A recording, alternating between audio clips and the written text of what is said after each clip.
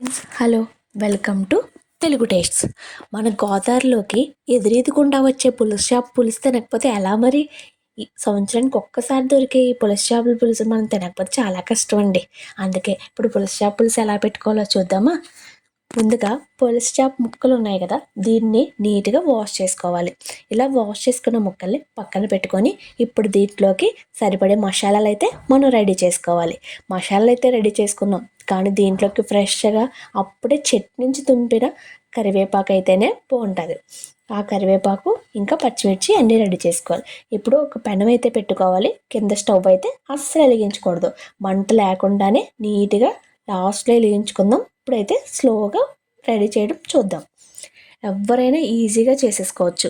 ముందుగా నేను చూపిస్తున్న విధంగా చేప ముక్కలు అయితే ఇలా నీట్గా వాష్ చేసుకొని పక్కన పెట్టుకోవాలి. ఇప్పుడైతే మనం కారానికి సరిపడంత కాదు, కొంచెం ఎక్కువే ఎండుమిరపకాయలు అయితే వేసుకొని మనం పేస్ట్ అయితే ఆడుకోవాలి. ఇందులోకి ఫ్రెష్గా రెడీ చేసుకున్న అల్లం వెల్లుల్లి పేస్ట్ వేసుకొని ఇందులోకి కొంచెం టమాటా, ఇంకా మనం చూపిస్తున్నాం చూడండి, ఈ ఆనియన్ ముక్కలు అయితే కూడా మనం మిక్సీ పట్టుకొని ఆనియన్ టమాటా ఇవన్నీ పేస్ట్ చేసుకొని పక్కన పెట్టుకోవాలి. ఇప్పుడు మనం ఒక పెనం పెట్టుకున్నాం కదా, ఆ పెనంలోకి ఆయిల్ వేసుకోవాలి.